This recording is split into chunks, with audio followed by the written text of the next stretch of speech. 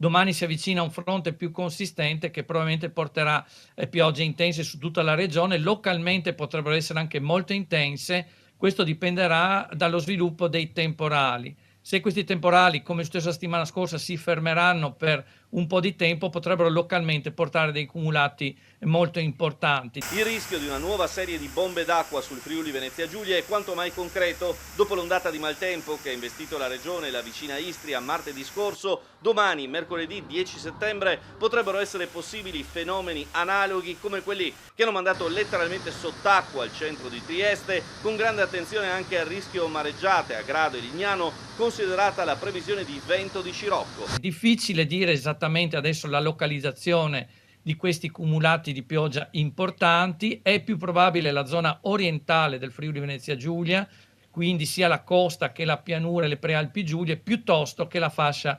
occidentale.